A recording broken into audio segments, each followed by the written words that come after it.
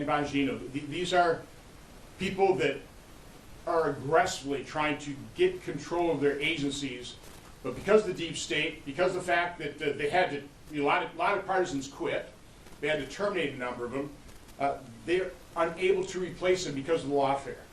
Lawfare against honorable people like Judge Troops in Wisconsin, who they're trying to destroy him because he simply represented the President of the United States in his election challenge. So it's effective on the part of the left, that's why they're doing it. And as Rick Scott mentioned, this isn't a one-off.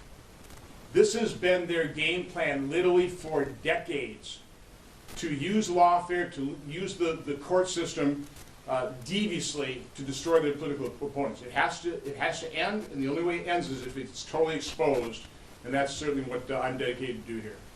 Congressman Ryan. Well, first of all, let's get to the point on this.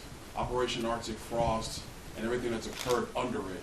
It was a scheme to investigate, to basically sideline, to suppress, to diminish Republican senators and other Republicans in our country. And the reason why they sought to do this is because they want to maintain political control over Washington, D.C. When I say they, I mean the Democrat Party. This is outrageous that you've had Senator Scott and other United States senators have their records subpoenaed by Jack Smith, somebody who was brought into the Department of Justice by Merrick Garland and by Joe Biden. And if you notice, my question is, where's Chuck Schumer? Where's Hakeem Jeffries? Where are prominent Senate Democrats saying this is outrageous, saying there needs to be a full investigation?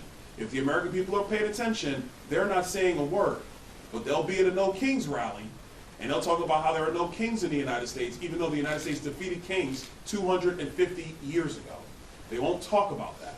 But they'll be quick to be quiet when their colleagues in the United States Senate are having their records and their phones subpoenaed, they're having their records subpoenaed, they're having their phones tapped, they're having their offices tapped. They won't say a word about that. And I think it's important for the American people to understand. The reason they won't say a word is because this is a chilling effect on what the debates in this country are supposed to be about. It's supposed to be about public policy in the United States of America.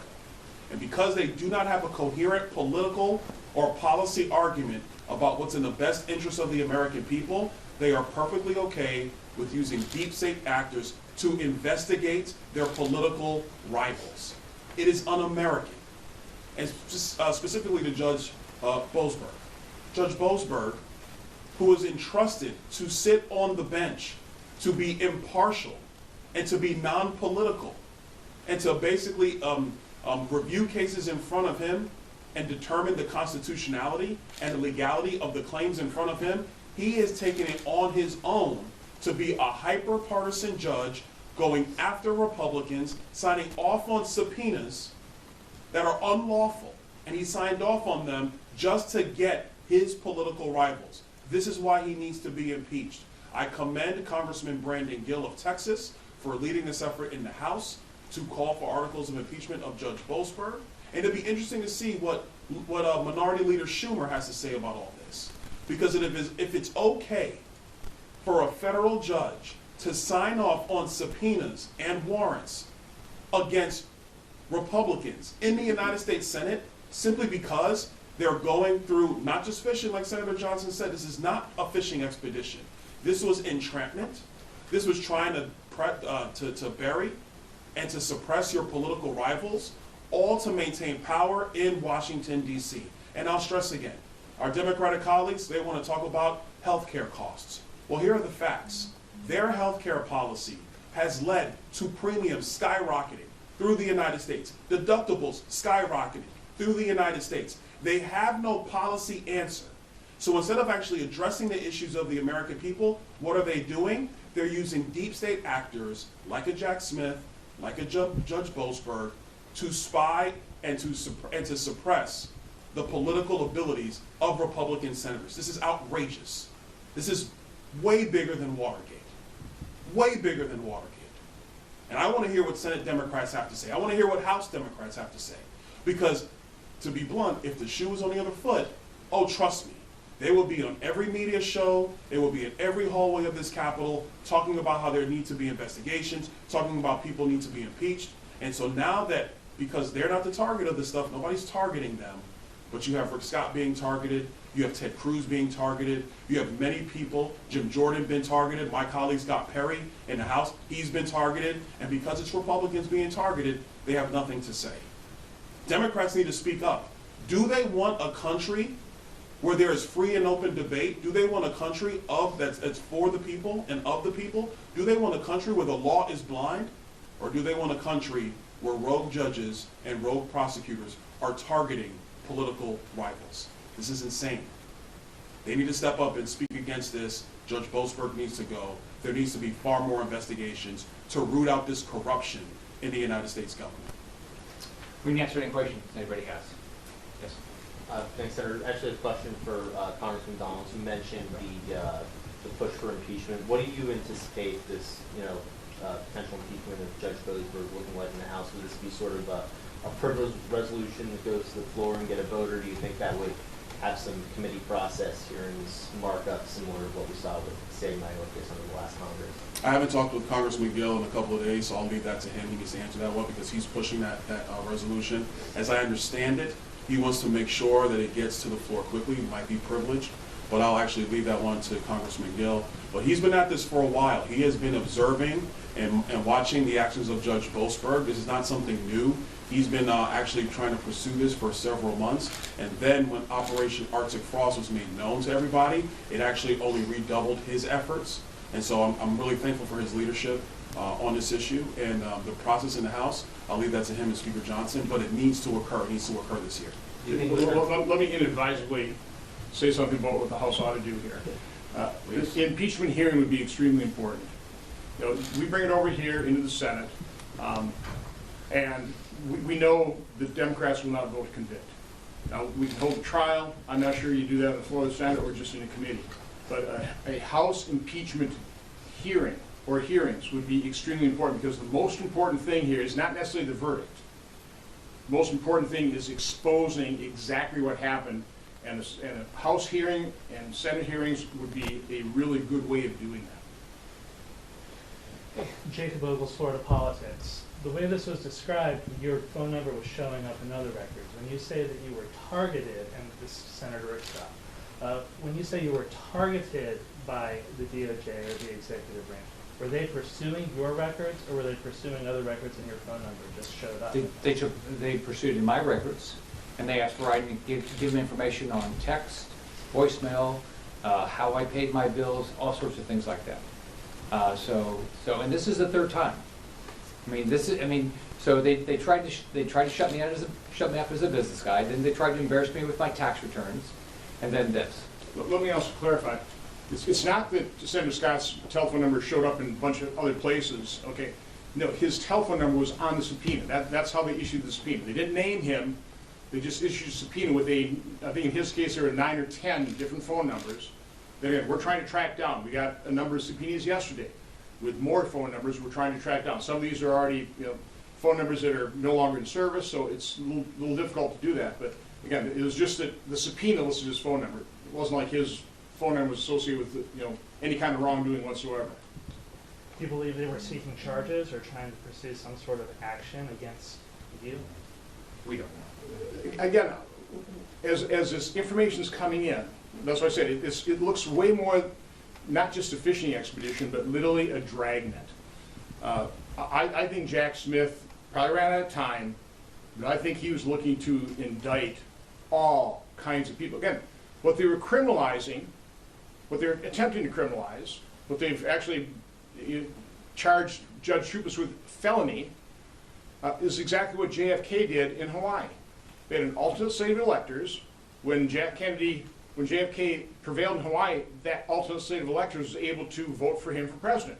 Al Gore's attorneys, stupidly, didn't have alternate slate of electors, so when the case went to the Supreme Court, no matter what the merit of his case, there was no alternate slate of electors, so everybody learned from that. Certainly Judge Troupas learned about that as an advocate for President Trump in Wisconsin, so he appointed an alternate slate of electors. Wisconsin's Attorney General office said that was totally proper. And now, after making that opinion, now the Attorney General of Wisconsin, Josh Krall, is charged Judge Troupas with felonies. wants to put him away for life. I mean, he's probably run up millions of dollars, or at least $1 million worth of legal fees. They're just destroying him. The process is the punishment. Again, and that's quite honestly what is chilling Pam Bondi and Kash Patel's ability to attract people into their departments. Is it worth serving 3 years and have your, have being targeted in the future by Democrats' lawfare? Again, this is awful. This is sick what the Democrats are doing. Basically, they want to shut us all up. They want to shut us up and put us in prison. That's what they want to do. Yes. Can you lay out what kind of timeline you're looking at here for when you want to get certain information done or when you want to get answers here? A lot depends on really what Pam Bondi and Kash Patel do. Again, they want to preserve a criminal case. I understand that. I want to make sure that the criminals get prosecuted and convicted as well.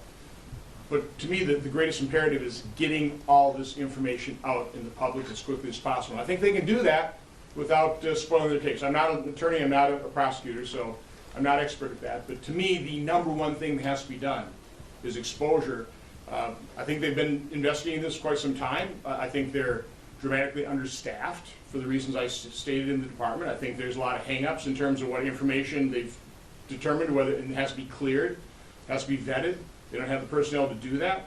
So they're going to have to staff up. And that's one of the reasons when I was here in a press conference last week with the Judiciary Committee, I called on the members of the Senate Judiciary Committee to do everything they can to help those departments staff up. I mean, they know lawyers, they know people, encourage people to, come and work in the Trump administration. We need you. This is a call to duty. If you're a patriot and you love this country and you want to see integrity and credibility restored to the Justice Department and the FBI, you need to serve. We truly need people to serve in these departments so that we can uncover this, expose it, and prevent it from happening in the future. Real quick, let me add to this. What we're witnessing is not politics as usual. This is not. This is a cancer to the very core of the republic. You have a Democrat Party who on purpose, have weaponized the judicial process. They have weaponized the Department of Justice against their political rivals. Obviously, the target was President Trump. And so what they did is they expanded the scope on purpose with no evidence, no facts, no plausible, no possibility of fact. And they expanded it on purpose, trying to entrap United States senators for the purpose not of just convictions, but for the purpose of suppressing their ability to represent Republicans in the United States of America. That's insanity, but that's what they did. And listen, Senator Johnson's right. It is hard for people in the legal profession to decide to come into this administration because what's happening in bar associations all across America is that if you decide that you want to come in and work here, or I'll bring up another case that people don't want to talk about, but it's true. You have lawyers in America who were trying to represent January 6th detainees, and they were being blackballed by the legal community. That is a fact. They were being blackballed by the legal community from representing those individuals by Democrat attorneys in the bar associations all across America. This is a cancer to the core of the republic. And that's why Senator Johnson and Senator Scott, they need to have answers immediately. We understand what needs to happen at the Department of Justice, and we respect that process, but the American people need to know clearly and unequivocally that the Democrats don't care about the normal operations and the normal give and take of politics. They don't care about that. What they care about is full political control. And if you don't go along with their agenda, then they're going to find a way to investigate you. And the process, to Senator Johnson's point, the process is the punishment. You have people who've been ground into the dust financially because they didn't go along with the Democrats. It's disgusting. And it's got to stop, and that's why this has to be exposed. Yes. Two-parter. First off, you characterize this as a dragnet. From the skins I've read, from my understanding, they're mostly for like a 4-day period. I believe the 3rd through the 7th of January of 2020. That's what I've seen so far online. No. Okay. No, the subpoenas we're getting in now are far broader than that. Okay. The 4-day period was for the initial 9 members of Congress that the FBI made us aware of. The subpoenas coming in now are very broad. They're for a much longer period of time. They're for many more records. So that's why I say this is way more than a fishing expedition. It truly is a massive partisan dragnet. They're just trying to scoop it all up, again, for the purpose of trying to cripple their political opposition. Well, they That's just what it's all want to about. destroy lives. I mean, They don't care about destroying lives. It's, you know, somebody like Judge Troop is an honorable man. Probably the best election attorney in Wisconsin. It was great that he was willing to serve the President of the United States. They are literally destroying him, but they don't care. They couldn't care less. they have and by the way, just remember what they have. They have unlimited resources. So if you're a private citizen, you don't have unlimited resources.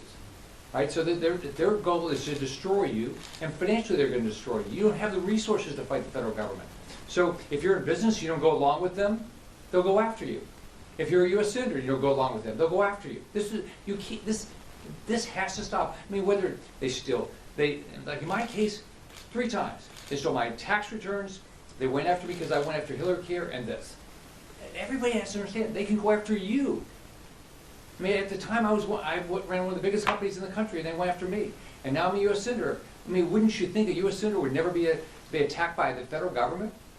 This is crazy. For the individuals who weren't lawmakers, how long were some of those subpoenas? And we'll be making that public. Okay, again, we're trying to identify the numbers now. We're trying to contact people as best we can. But I want to do that in conjunction with Senator Grassley, who's been my partner in all these investigations. So do you expect there will be more information beyond what you guys? Oh, will be, yeah, there's more information we've not yet released. I'm telling you, there will be more to come, so stay tuned. And I'm hoping that if there's more information to come, that Verizon will continue to produce documents. And then hopefully the Justice Department as well, and whistleblowers. And then the second part of the question is, obviously this is with regards to, as you said, the alternate electors. Do you guys at this point in 2025 believe that the election in 2020 was improperly stolen from President Trump? There were indisputable irregularities in the 2020 election. In Wisconsin, there were a host of them. The lawsuit was a legitimate lawsuit that the Supreme Court of Wisconsin just basically dismissed what they call colloquial latches. They didn't look at the evidence, and that happened time and time again. Everybody said, the courts looked at this and dismissed it. No, courts basically looked at these cases and dismissed the cases without ever looking at the evidence. So yeah, there were all kinds of irregularities. We doubled the number of absentee ballots. The Baker-Carter Commission warned us that absentee ballots are probably the greatest potential for fraud, and we doubled them during COVID. So yeah, I mean, the irregularities are undeniable. To the extent that it impacted the election, that's what you really can't, with any definitive answer, say. Well, real quick, to the point of your question. Yes, and Senator Johnson is right. There were many irregularities in 2020 that have been documented. The courts did not look at the evidence. They dismissed the case. That is a fact. But let's talk about this in a broader concept. Each one of us has run for political office in America. The candidate, in this instance, President Trump, is allowed to contest the election. That is a legal right of any candidate in America. But the Democrats didn't want that. Let's remember the entire premise of this thing. You're allowed to contest the results of an election if you're the candidate in that election. That is your legal right and ability to do so, which should be protected. But the Democrats didn't want that. They wanted everybody to move on. They wanted no examination of it. They wanted no ability to question it. And let's take a further step back. And what did they do with the results of the 2020 election? They put in a president of the United States who had no mental capability to do the job. And then lied to the American, they lied to you, the press. They lied to you guys, time and time again. Oh no, Joe Biden's fine, everything's okay. You didn't see the man for 6 months, 8 months, 10 months. He wasn't holding cabinet meetings. He would come out, have 3 cards, and when he was done, they would usher him back off stage. It is one of the greatest affronts to our constitutional republic, a chief executive who was put in a place who did not have the capabilities to do his job. You guys in the press watched it. We watched it here on Capitol Hill. But you want to talk about 2025? There were irregularities. President Trump was well within his rights to question that. And he did, obviously. But that doesn't warrant a massive investigation. That does not warrant Jack Smith, a rogue prosecutor who, by the way, this is not the first time Jack Smith has done something like this. Go talk to former Governor Bob McDonnell of Virginia, because he did it to Bob McDonnell too. And they turned that guy loose Judge Boasberg was a part of it. Why? To go after their political rivals. And in my book, now 5 years later, to protect the ineptitude and the radicalism of Joe Biden's presidency. We don't even know if he was mentally with us the last 2 years. We don't know. You have his wife's right hand, Anthony Bernal, pleading the fifth in House depositions. You have his doctor pleading the fifth in House depositions. I was present for both of those. He's pleading the fifth. Does not want to answer the American people to the mental capabilities of President Biden. But when this issue comes up about the weaponization, which did occur, of the Department of Justice, going after their political rivals for the purposes of trying to win elections and maintain power, that's your story. Not whether President Trump challenged the results of the 2020 election, which, to be blunt, he had every right to do, and there were major irregularities in that election. Which my opponent did in 2018, and I went through three recounts. You And did? I was there. everybody said that was okay. Yeah, I was there. It's true. Thanks, everybody. Thank you. I remember the recounts. It's crazy.